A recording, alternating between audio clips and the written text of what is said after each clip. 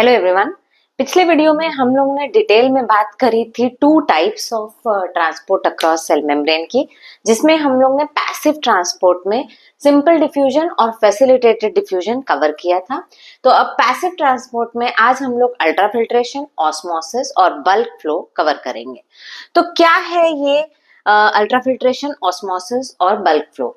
तो अल्ट्राफिल्ट्रेशन और ऑस्मोसिस को समझने के लिए पहले हमें कुछ समझना पड़ेगा, कुछ फोर्सेस समझने पड़ेंगे जो कि है हाइड्रोस्टैटिक प्रेशर और दूसरा होता है ऑस्मोटिक प्रेशर।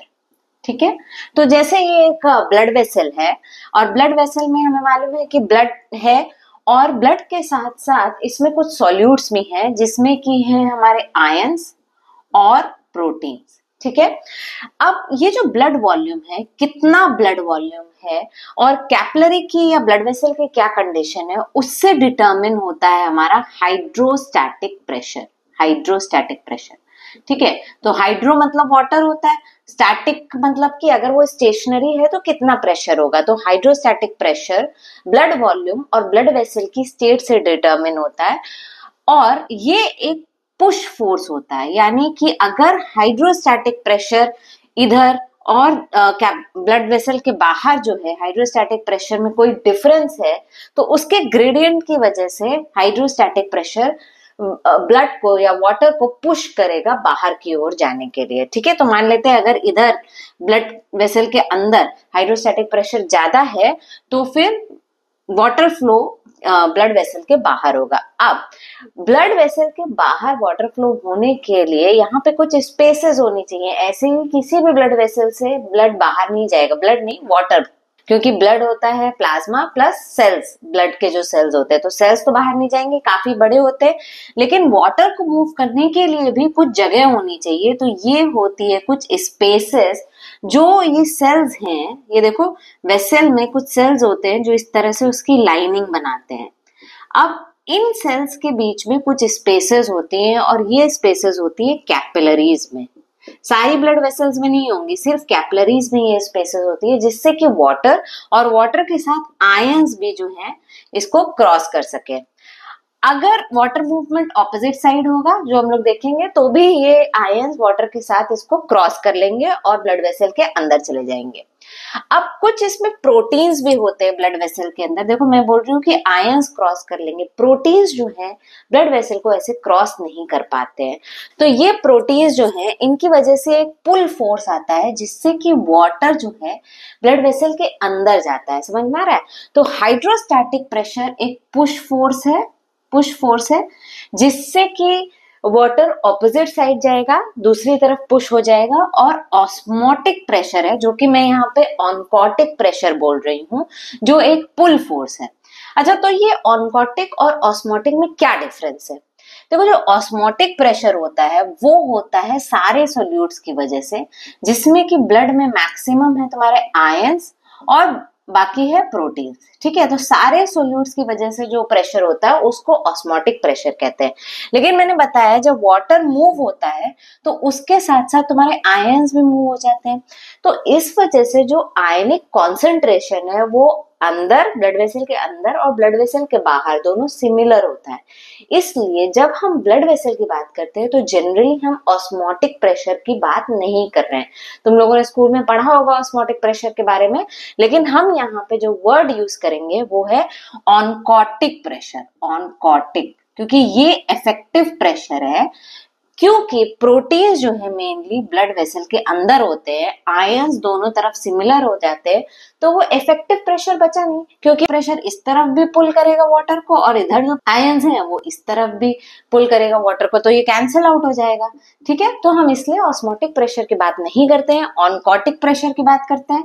इसको हम कह सकते हैं oncotic pressure is the pressure exerted by the proteins। ठीक है, तो फंडामेंटल क्या हुआ? हाइड्रोस्टैटिक प्रेशर पुश फोर्स है जो वाटर को बाहर की तरफ पुश कर रहा है, दूसरी तरफ पुश कर रहा है, और ऑनकोटिक प्रेशर जो है पुल फोर्स है जो वाटर को अपनी तरफ पुल कर रहा है। तो अगर ये फंडामेंटल क्लियर है, अब अल्ट्राफिल्ट्रेशन और ऑस्मोसिस को समझना आसान है। ठीक है, तो अल्ट्राफिल्ट्रेशन एक एग्जाम्पल हम देखेंगे नेफ्रॉन्स में, किडनी में, जहां पे फिल्ट्रेशन होता है प्लाज्मा का विद आयंस, ठीक है। तो ये तुम्हारा बोमेंस कैप्सूल है, नेफ्रॉन में होता है, और यहाँ पे ग्लोमेरुलर कैपिलरी है, और इसके बीच में ये ग्लोमेरुलर कैपिलरी स्पेशल होती है क्योंकि ये जो यहाँ पे लाइनिंग सेल्स है इनके बीच में काफी स्पेस होती है, जिसकी वजह से वाटर मूवमेंट होता है और फिल्टर होके यहाँ बोमेंस कैप्सूल में चला जाता है। तो ये फिल्ट्रेशन, इसको अल्ट्राफिल्ट्रेशन कहते हैं क्योंकि जो मेजर फोर्स होता है वो होता है हाइड्रोस्टैटिक प्रेशर का। हाइड्रोस्टैटिक प्रेशर इस वेसल्स में काफी स्ट्रांग होता है। लेकिन सिर्फ हाइड्रोस्टैटिक प्रेशर नहीं, याद रखो जहां पे भी हम ये फोर्सेस की बात करेंगे वहां पे हमारी बात होगी बैलेंस ऑफ फोर्सेस की। कितना हाइड्रोस्टैटिक प्रेशर और ऑनकोटिक प्रेशर वेसल के अंदर है, कितना हाइड्रोस्टैटिक प्रेशर और ऑनकोटिक प्रेशर वेसल के बाहर है, ठीक है। तो यहाँ पे भी इस वेसल्स में भी ऑनकोटिक प्रेशर होता है, लेकिन हम बात करते हैं मेनली, हम इसको अल्ट्राफिल्ट्रेशन इसलिए कह रहे हैं क्योंकि हाइड्रोस्टैटिक प्रेशर बहुत ज्यादा होता है, ठीक है, होता है लेकिन बैलेंस ऑफ फोर्सेस ही। और ये याद रखो कि दोनों फिल्टर होते हैं, सॉल्यूट प्लस सॉल्वेंट। हमने सिंपल डिफ्यूजन और फैसिलिटेटेड डिफ्यूजन जब पढ़ा था तो हमने देखा था मेनली सॉल्यूट का मूवमेंट, वाटर मूवमेंट के लिए अलग चैनल्स थे, ठीक है। तो वो चैनल्स जो है यहाँ मेम्ब्रेन पे होते हैं, वो एक्वापोरिन चैनल्स यहाँ मेम्ब्रेन पे होंगे। ये हम बात कर रहे हैं कि सेल्स के बीच में से जो वाटर निकल रहा है, समझ में आया, तो वो हो जाता है तुम्हारा अल्ट्राफिल्ट्रेशन। अब आते हैं तुम्हारा ऑस्मोसिस पे।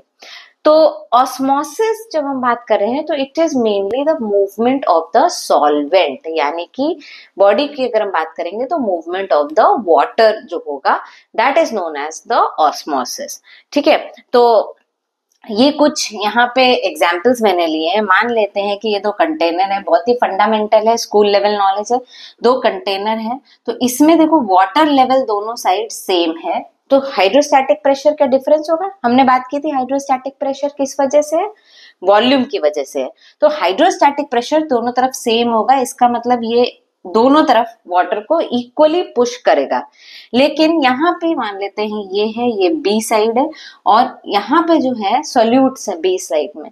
तो ये जो बी साइड के सॉल्यूट्स है ये वाटर को अपनी तरफ पुल करेंगे, तो ये जो होता है ये ऑस्मोटिक प्रेशर जो है इसको पुल करेगा।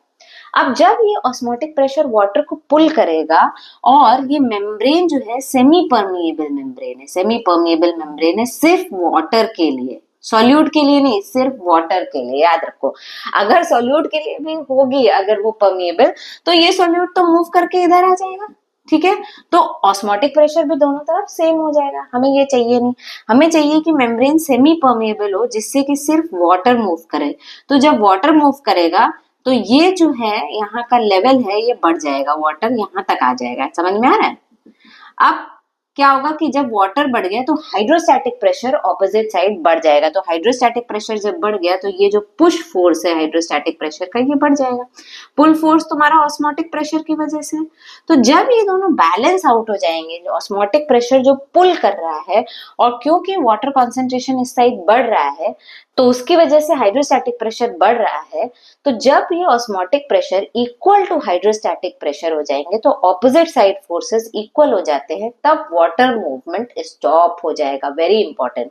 सिंपल डिफ्यूजन जो है, जो मूवमेंट ऑफ सोल्यूट है अक्रॉस द मेम्ब्रेन, जिसमें कि सिंपली सोल्यूट यहाँ मेम्ब्रेन को क्रॉस करता है, लिपिड सॉल्युबल सब्सटेंस, ये तब बंद होता है जब दोनों तरफ कॉन्सेंट्रेशन सब्सटेंस का सेम हो जाता है। समझ में आया। यहाँ पे देखो जब वाटर मूव कर रहा है इसका मतलब कॉन्सेंट्रेशन ऑफ वाटर सेम नहीं हुआ है, क्योंकि अभी भी यहीं पे सोल्यूट है, यहाँ तो कोई सोल्यूट है नहीं। तो कॉन्सेंट्रेशन वाटर या कॉन्सेंट्रेशन सोल्यूट का दोनों तरफ चेंज हुआ है लेकिन सेम नहीं हुआ है। ये स्टॉप कब हो जाएगा, स्टॉप होगा जब हाइड्रोस्टैटिक प्रेशर और ऑनकोटिक प्रेशर दोनों साइड के एक दूसरे को बैलेंस कर लेंगे, ठीक है। तो इस एग्जाम्पल में सिर्फ एक साइड से हमने बताया था कि इधर से हाइड्रोस्टैटिक प्रेशर ज्यादा आ रहा है और ऑनकोटिक प्रेशर इस साइड से है, लेकिन दूसरे एग्जाम्पल होंगे कि यहाँ पे भी कुछ सॉल्यूट है तो कुछ ऑस्मोटिक प्रेशर इस साइड भी होगा, समझ में। तो दोनों तरफ के ऑस्मोटिक प्रेशर और हाइड्रोस्टैटिक प्रेशर हम लोगों को देखने, ठीक है। कंडीशन बी ले लेते हैं। कंडीशन बी में देखो हाइड्रोस्टैटिक प्रेशर इसको एक ही साइड पुश करेगा और ऑस्मोटिक प्रेशर इधर इसको पुल करेगा बी की साइड। तो किस तरफ वाटर मूव करेगा, again depending on the balance, ठीक है। अगर हाइड्रोस्टैटिक प्रेशर ज्यादा हुआ तो वाटर इस तरफ मूव होने लग जाएगा, ऑस्मोटिक प्रेशर ज्यादा हुआ तो वाटर बी की तरफ पुश होने लग जाएगा।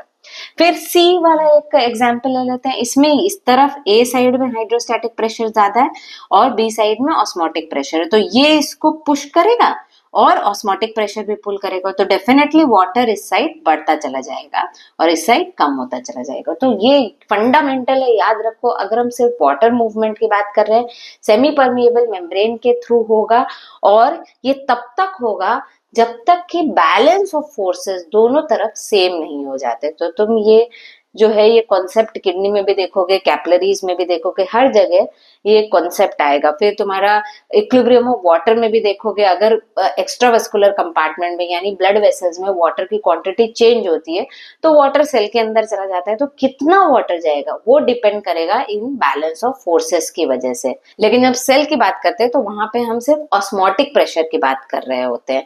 तो ये सब जो कॉन्सेप्ट है बाद में आएंगे, तो जो फोर्सेस है उनके हिसाब से देख के हमें ये डिसाइड करना होता है, ठीक है। तो ऑस्मोसिस और डिफ्यूजन में अब डिफरेंसेस क्या है? तुमने डिफ्यूजन पढ़ लिया है, ऑस्मोसिस अब पढ़ लिया है, बता सकते हो क्या डिफरेंस है? ऑस्मोसिस जो है वाटर मूवमेंट है from low to high concentration of solute. हमने देखा है ना, सॉल्यूट इस तरफ ज्यादा है, इस तरफ कम है। तो osmosis is water movement through a semi permeable membrane which is permeable only to water. Solute के लिए परमिएबल नहीं होनी चाहिए। अगर सॉल्यूट के लिए परमिएबल है तो दोनों तरफ इक्वल हो जाएगा, सॉल्यूट भी, ऑस्मोसिस नहीं होगा, नेट ऑस्मोसिस नहीं होगा, ठीक है। तो osmosis water movement from low to high concentration of solute, या कह सकते हैं from high to low concentration of solvent. High to low concentration of solvent, क्योंकि इस एग्जाम्पल में देखो या इस एग्जाम्पल में देखो, इस तरफ वाटर का कॉन्सेंट्रेशन ज्यादा है, वाटर का कॉन्सेंट्रेशन, लेकिन जनरली हम कॉन्सेंट्रेशन सॉल्यूट को लेके कहते हैं, तो फिर कहेंगे water movement from low to high concentration of solute. Diffusion solute का मूवमेंट है from high to low concentration of solute, ठीक है। दोनों में एनर्जी नहीं लगती है, दोनों पैसिव प्रोसेसेस हैं। और ऑस्मोसिस तब रुकता है जब इक्विलिब्रियम ऑफ फोर्सेस हो जाते हैं, यानी हाइड्रोस्टैटिक प्रेशर, ऑस्मोटिक प्रेशर दोनों साइड से हैं, वो जब बैलेंस आउट हो जाते हैं तब ऑस्मोटिक प्रेशर, तब ऑस्मोसिस रुक जाता है। और डिफ्यूजन तब रुकता है जब concentration same on both sides हो जाता है, नहीं तो डिफ्यूजन कंटिन्यू करेगा, ठीक है। तो ये हमने बात करी अल्ट्राफिल्ट्रेशन और ऑस्मोसिस की। अब बात करते हैं बल्क फ्लो की। बल्क फ्लो होता है जब किसी मूवमेंट ऑफ एयर या मूवमेंट ऑफ वाटर की वजह से वो अपने साथ सॉल्यूट्स भी ड्रैग करता है, तो इसको हम लोग कहते हैं सॉल्वेंट ड्रैग भी हम कह सकते हैं, सॉल्वेंट ड्रैग, ठीक है। मतलब जो है सॉल्वेंट अपने साथ सॉल्यूट्स को ड्रैग कर रहा है। एक एग्जाम्पल है तुम्हारे रेस्पिरेटरी पैसेजेस में, क्योंकि क्या होता है कि बाहर की तरफ एटमॉस्फेरिक प्रेशर ज्यादा होता है। जब हम लोग सांस लेते हैं तो हमारा चेस्ट एक्सपैंड करता है और चेस्ट के अंदर प्रेशर जो होता है वो कम हो जाता है, तो उसकी वजह से एयर मूवमेंट होता है from high pressure to low pressure, बाहर की ओर से अंदर की तरफ हो रहा है। अब देखो ये जो मूवमेंट मैं बता रही हूँ ये सेल के अक्रॉस नहीं हो रहा है, ये ट्रांसपोर्ट अक्रॉस सेल मेम्ब्रेन नहीं है, ठीक है। ये जो है एक एरिया से दूसरे एरिया में एयर फ्लो कर रही है। अब उसमें जितने सोल्यूट होंगे, मान लेते हैं पोल्यूटेंट्स हैं, जितने भी सोल्यूट होंगे वो वहां से अंदर की तरफ चले जाएंगे। इसका मतलब है जो भी सॉल्वेंट है, इसमें एयर हो गया, वो अपने साथ सोल्यूट्स को ड्रैग कर रहा है, ठीक है। तो उसको कहते हैं बल्क फ्लो, क्योंकि पूरा बल्क एयर मूवमेंट हो रहा है, उसके साथ जो सोल्यूट है वो ड्रैग होके दूसरी तरफ उसके साथ चला जा रहा है। कॉन्सेंट्रेशन ग्रेडियंट जो है तुम्हारा वो सॉल्वेंट का है, ठीक है। तो high pressure to low pressure वो जा रहा है। तो इस वीडियो में हमने बात करी अल्ट्राफिल्ट्रेशन, ऑस्मोसिस और बल्क फ्लो या सॉल्वेंट ड्रैग की। अगर आपको वीडियो अच्छा लगा हो तो इस वीडियो को जरूर लाइक करें, वीडियो को अपने फ्रेंड्स के साथ शेयर करें और मेरे चैनल को सब्सक्राइब जरूर करें।